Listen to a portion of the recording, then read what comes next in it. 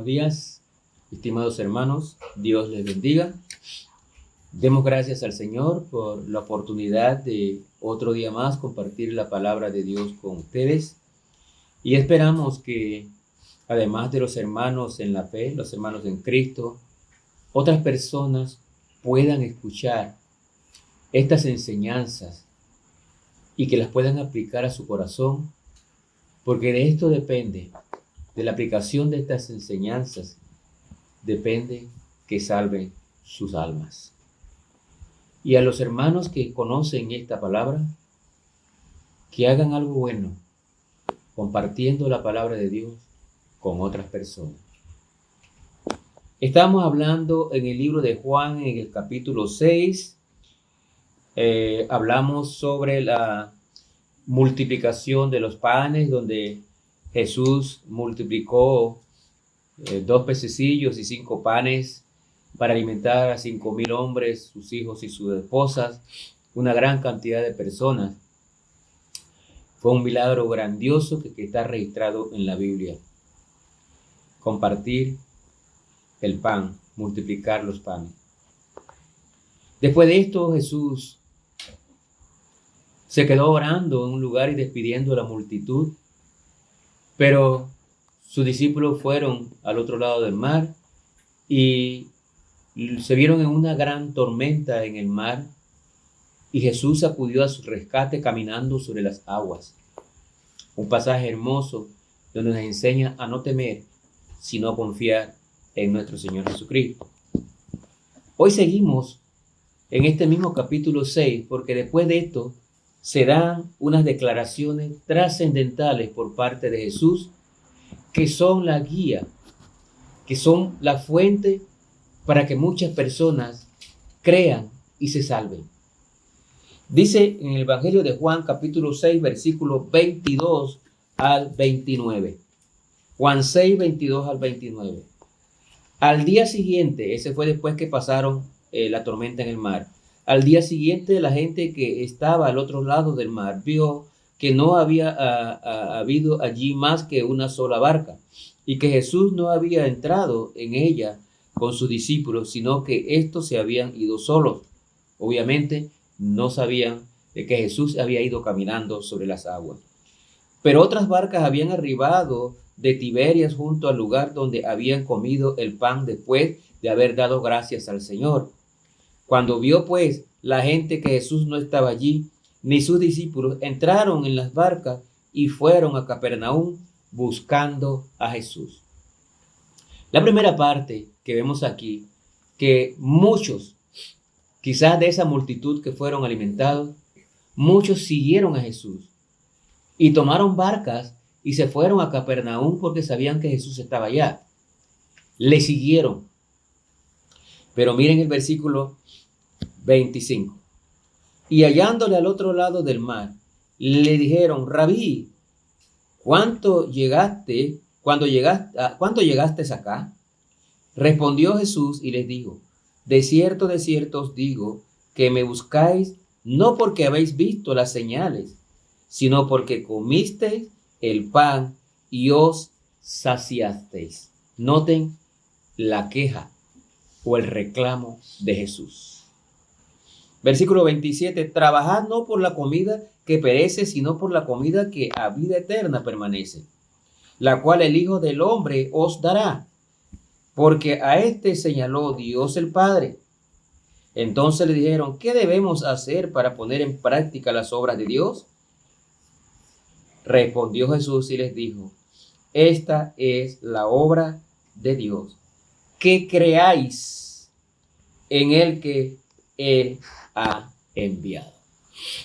Vamos a dejarlo hasta allí, porque vemos ahora que Jesús, a partir del versículo 26, Jesús criticó a las personas que lo seguían. ¿Por qué los criticó? Porque lo seguían únicamente por los beneficios físicos y temporales. Habían sido alimentados con pan, habían sido saciados, y por eso Jesús, sabiéndolo todo, les reclamó: ¿me sigues? Porque os saciasteis de pan. Ellos le seguían buscando beneficios materiales en lugar de hacerlo para saciar su hambre espiritual. Y hoy en día vemos que pasa mucho esto. Por eso, algunos que están alejados de la verdadera doctrina de Dios predican solo de prosperidad, porque la gente va y se llenan de gente buscando la prosperidad, buscando el beneficio personal. Y no se dan cuenta que Jesucristo mismo criticó a todos estos que lo seguían para saciar sus deseos personales, sus deseos materiales, en vez de saciar su hambre espiritual. Muchas personas hoy en día utilizan las religiones para obtener prestigio, poder, bienestar, bienes materiales. Pero eso no son más que motivos egoístas.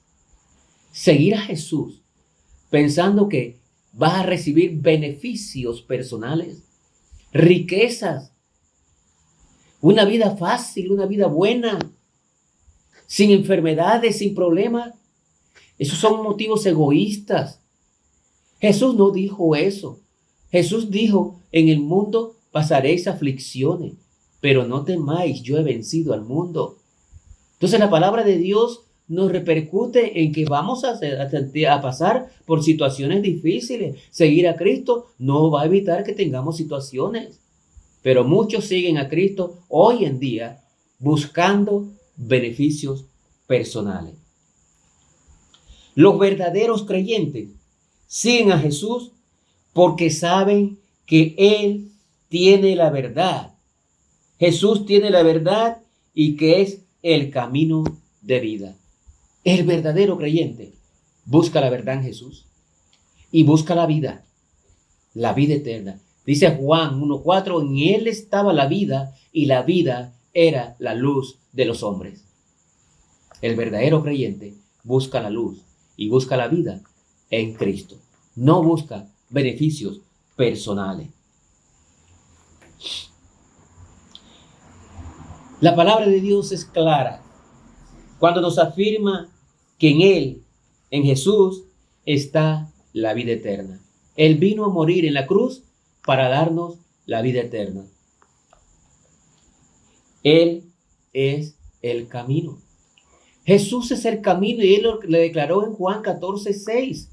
Él es el camino, la verdad y la vida, y nadie llega al Padre si no es por Él.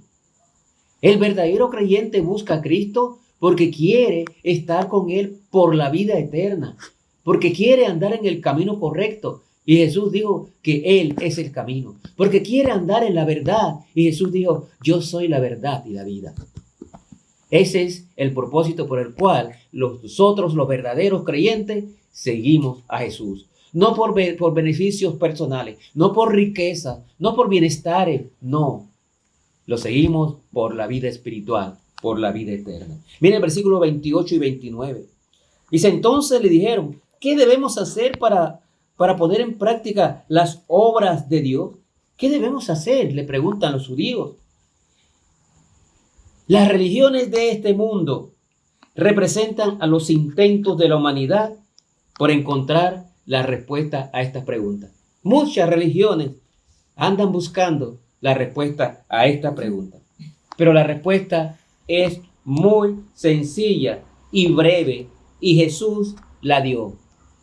Miren el versículo 29. Respondió Jesús y les dijo: esta es la obra de Dios, que creáis en el que ha enviado.